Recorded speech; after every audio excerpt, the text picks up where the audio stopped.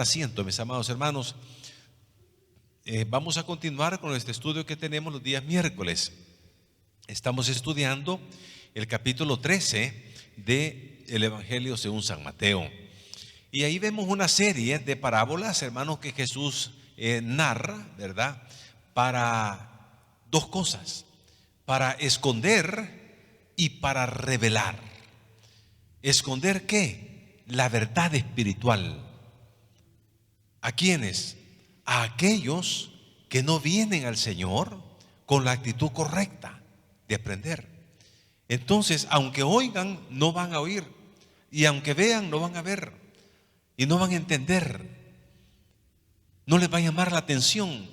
Pero el problema no es la palabra, el problema es el corazón, la actitud de la persona con la cual se acerca a recibir la palabra. Pero también, hermanos, hay la otra parte de la moneda, que es para revelar. ¿Revelar el qué? Su palabra. ¿A quién revela su palabra? La palabra del Señor, hermanos, se revela a aquellos a los cuales vienen con la actitud correcta delante del Señor.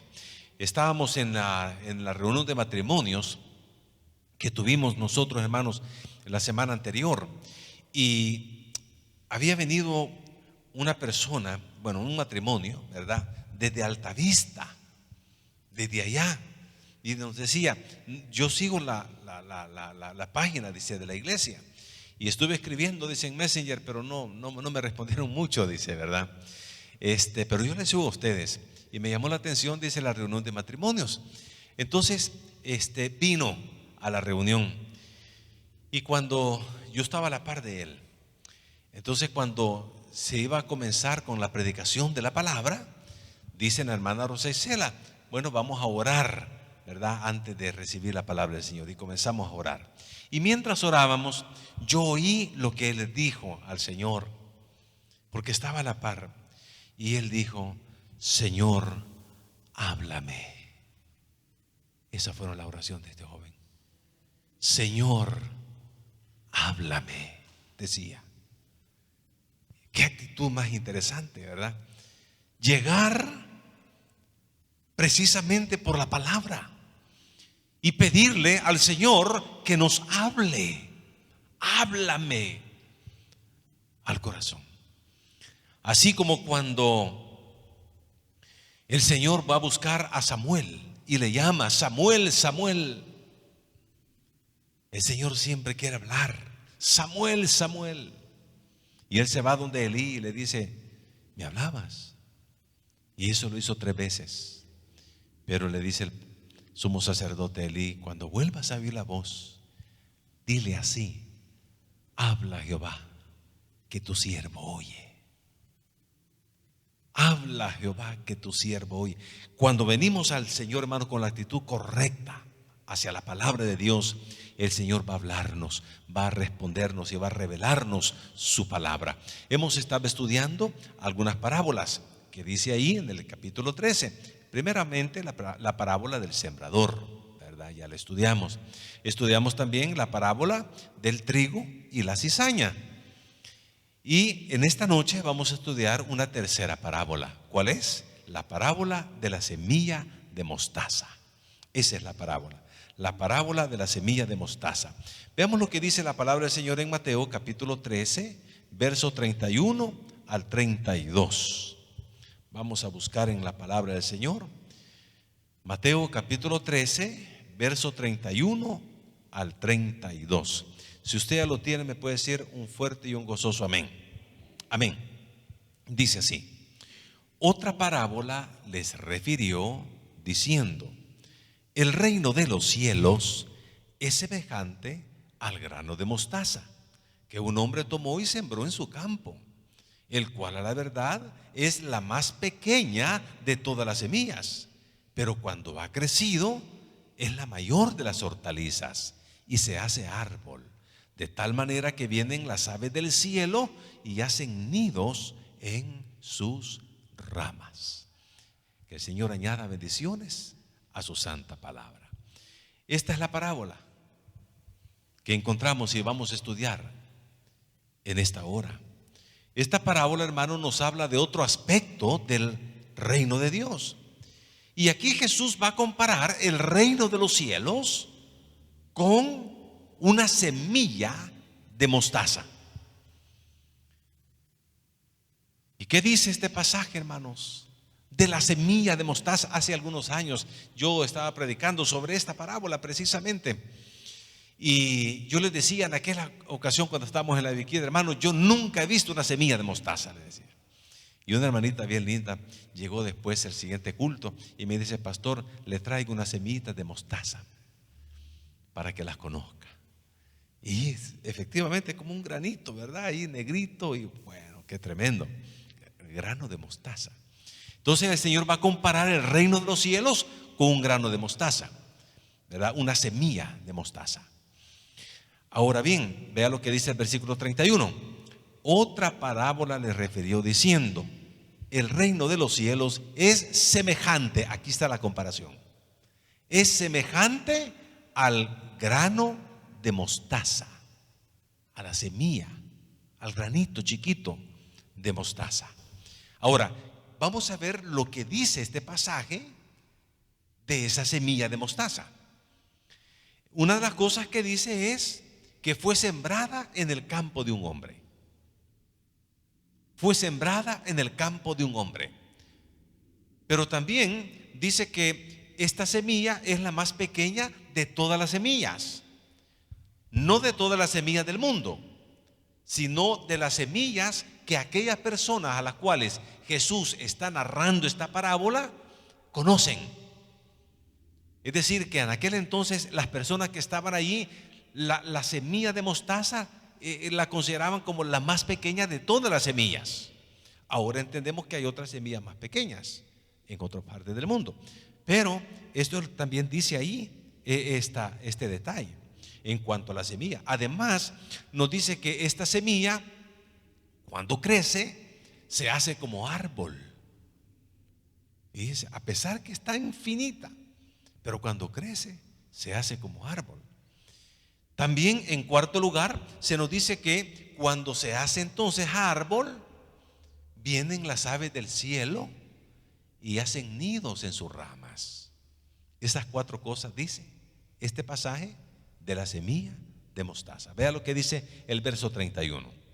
Otra parábola le refirió diciendo: el reino de los cielos es semejante al grano de mostaza que un hombre tomó y sembró en su campo, el cual a la verdad es la más pequeña de todas las semillas, pero cuando ha crecido es la mayor de las hortalizas y se hace árbol, de tal manera que vienen las aves del cielo y hacen nidos en sus ramas.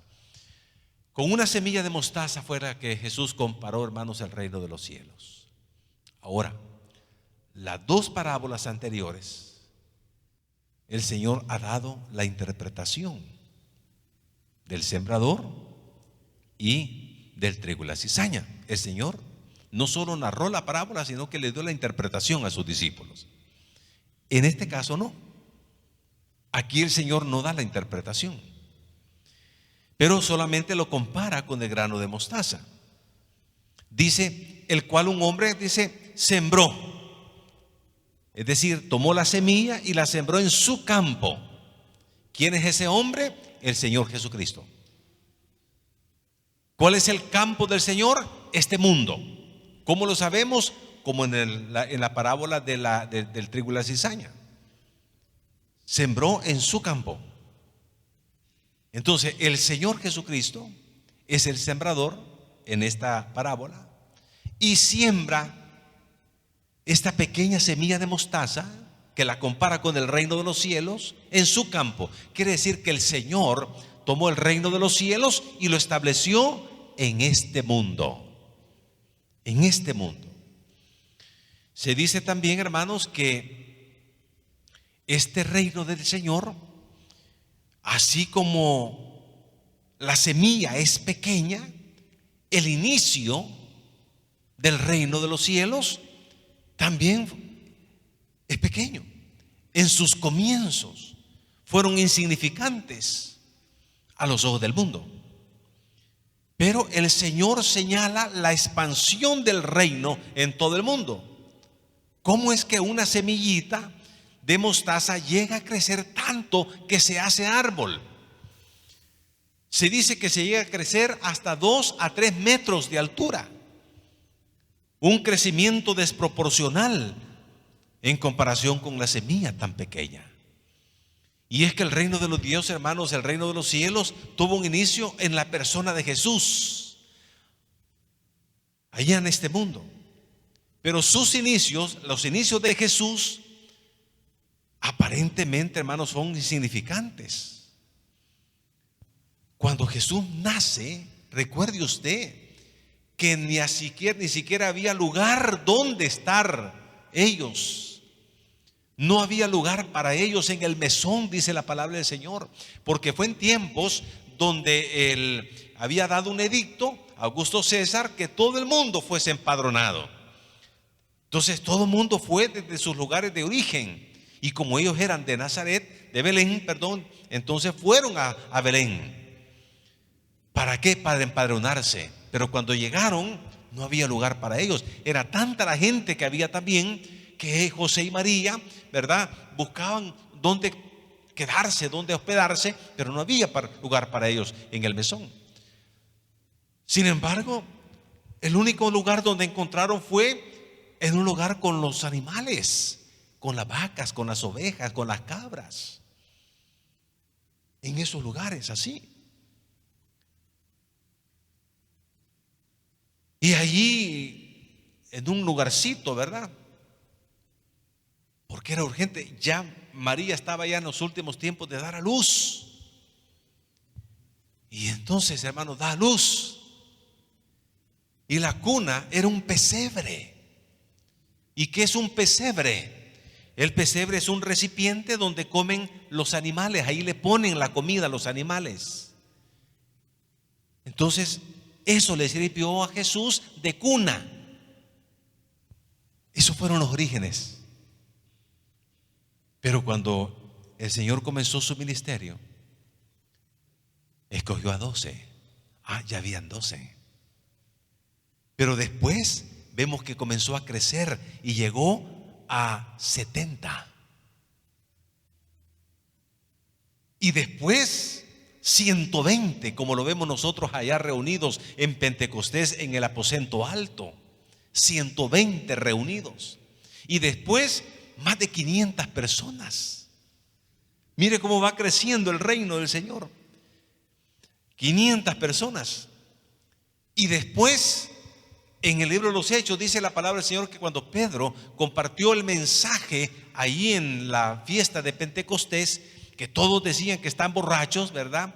Pedro habla lleno del Espíritu Santo, y el resultado de eso fue 3,000 personas se anexaron y comenzó la iglesia primitiva. 3,000 personas se bautizaron ese día y perseveraban en la doctrina de los apóstoles, en el partimiento del pan, en la comunión y en las oraciones. Y después de eso dice el libro de los Hechos que también comenzó otra bendición. 5,000 personas se convirtieron. Y así se ha ido, hermanos, extendiendo el reino de Dios hasta llegar a todos los continentes del mundo. Allá están en Jerusalén, allá comenzó en Belén, una ciudad insignificante. Pero el reino del Señor ha llegado, hermanos, a Norteamérica, a Centroamérica, ha llegado a todas partes. Una pequeña semilla llegó a crecer de una manera tremenda, desproporcional en comparación de lo pequeño. Así es el reino de los cielos. Y por eso es que esta parábola tiene que ver con la expansión del reino, pero una expansión desproporcional. Entonces, hermanos, allí en eso el Señor pone una figura, la figura de las aves del cielo, que vienen y hacen nidos, dicen, sus ramas. Las aves del cielo en la Biblia están relacionadas con los demonios, están relacionados con Satanás, están relacionados con el diablo. Si nosotros vemos ahí en este pasaje, el capítulo 13, en el verso 4, vea lo que dice la palabra del Señor. Ahí cuando habla de la parábola del sembrador, dice así: y mientras sembraba, dice, parte de la semilla cayó junto al camino. ¿Y vinieron quiénes? ¿Quiénes vinieron? Las aves del cielo, las aves, y la comieron. Muy bien, ¿cuál fue la interpretación que Jesús le da de esa tierra? Versículo 19, vamos a ir ahí al versículo 19. Dice: cuando alguno oye la palabra del reino y no la entiende, ¿viene quién? El malo. Note cómo compara las aves del cielo, en este caso aquí, con el malo, y arrebata lo que fue sembrado en su corazón. Este es el que fue sembrado junto al camino. Pero fíjese que Marcos también habla de esa parábola. Y Marcos no dice aquí el malo, sino que dice que viene Satanás. Pero también Lucas habla de esa parábola, y ahí no dice Satanás, dice que viene el diablo. El malo, Satanás, el diablo.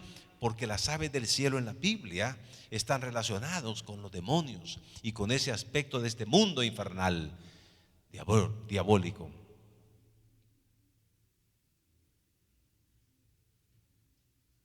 ¿Y eso por qué? Vienen las aves del cielo y hacen nidos en sus ramas. Porque lo que Satanás busca es infiltrarse dentro del reino de los cielos y hacer su parte destructiva, entorpecer la vida espiritual de los miembros del reino de los cielos. Pero aquí vemos, hermanos, también la desproporcionalidad. Vemos un fenómeno, una semilla tan pequeña que llega a crecer hasta convertirse en árbol de casi 2-3 metros. Algunos estudiosos de la Biblia le llaman el fenómeno antinatural por la desproporción. Le llaman un gigantismo. El reino de los cielos que llegó a ser tan grande que se degenera en una iglesia de multitudes, donde hay miles de personas, pero pocos creyentes verdaderos. Y esta es la labor, hermanos, de Satanás. Ha hecho y está haciendo este terrible demonio, Satanás, el diablo. Esta es la razón de ser de él: dañar, infiltrarse en la iglesia, donde hay miles de personas reunidas cada semana. Deben de tener mucho cuidado, hermano, con este gigantismo. ¿Cuántos de esos miles que llegan son verdaderos creyentes? ¿Cuántas personas que asisten cada semana son verdaderos? ¿Cuántas personas, hermanos, no hemos visto que asisten a esas iglesias desproporcionales, grandes, mega iglesias? Porque ven un nicho grande para poder comercializar sus productos, porque tienen sus negocios.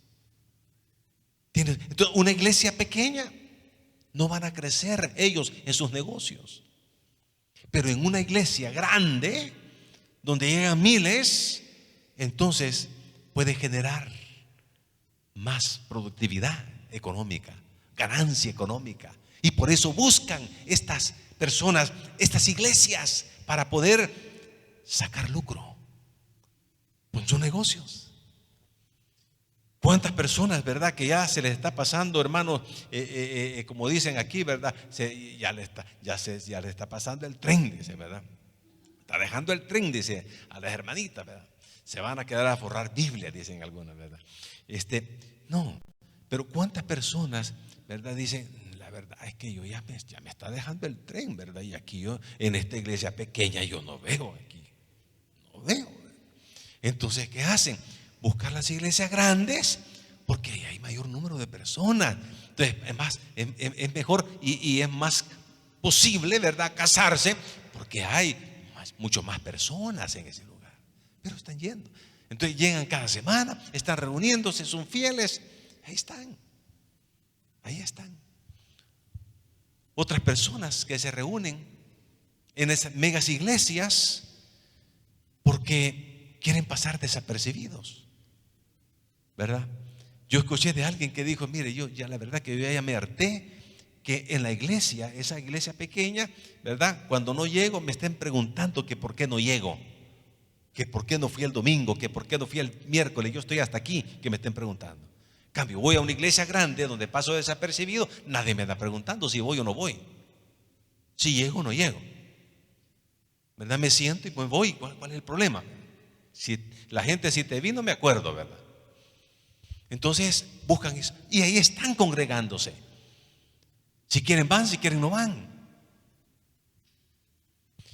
Hermanos, todo esto se va. Otras personas buscan satisfacer su ego, ¿verdad?, para pertenecer a una iglesia grande, porque ahí entonces yo voy a ser reconocido, yo voy a ser admirado, voy a ser respetado. Tener un puesto en estas iglesias grandes. Hermanos, ¿cuántos creyentes en estas iglesias grandes? ¿Cuántos creyentes verdaderos hay?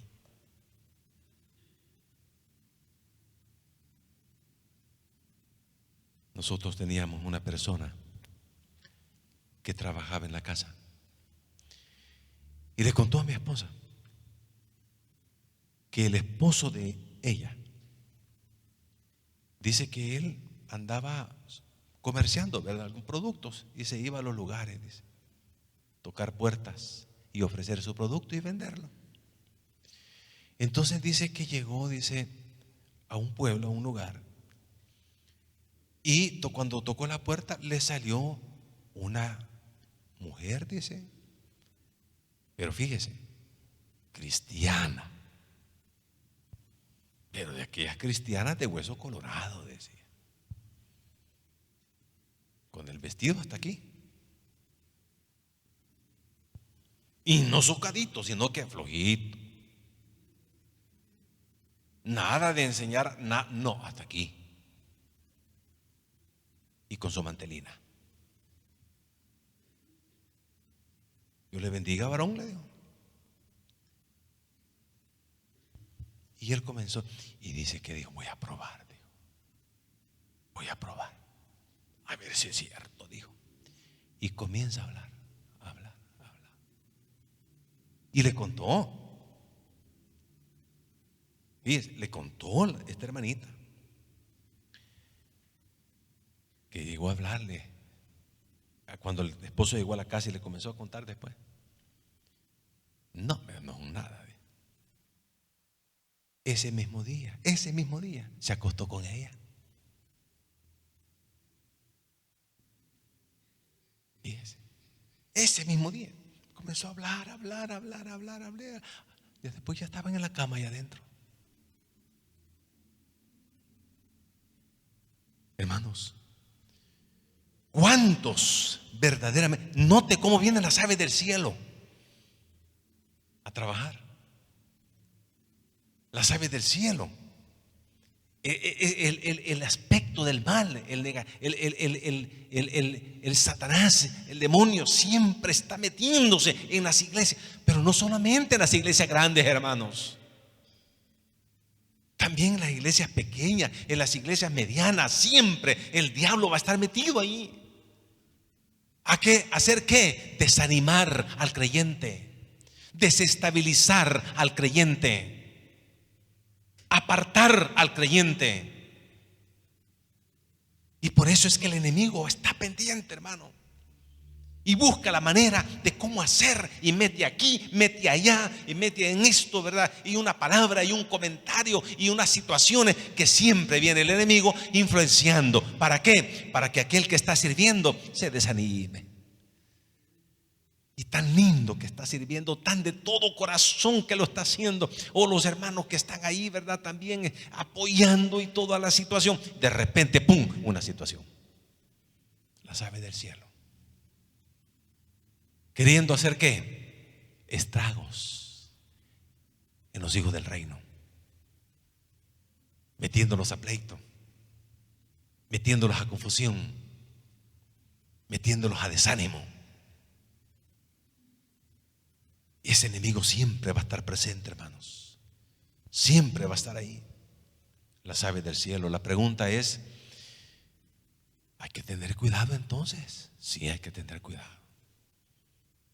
Como hijos de Dios debemos de enfocarnos en el reino de Dios, en hacer la voluntad de Dios, en vivir una vida que le agrade a Dios. Hermanos, usted y yo estamos en el reino de los cielos, pero hay un enemigo que anda alrededor buscando a quien devorar. Ahí están las aves del cielo, tratando la manera de echarlo a perder. Y usted viene con todos los ánimos del mundo, con todo el deseo, con toda la sinceridad, y de repente una mirada, un mal gesto, un comentario innecesario, una acción, siempre de algo va a venir, porque el adversario está para eso, para desanimar. Por lo tanto, hermanos, el reino de los cielos ha sido plantado por nuestro Señor Jesucristo en este mundo y va a crecer. Pero hemos de saber, hermanos, que estas aves de los cielos están listas para infiltrarse, para hacer su trabajo. ¿Cuál? El de destrucción. Y entonces, ¿qué tenemos que hacer nosotros? Una cosa: vivir la vida cristiana puesto los ojos en Jesús, el autor y el consumador de la fe. Dele un fuerte aplauso al Señor. Bendito sea el nombre de Jesús. Vamos a orar.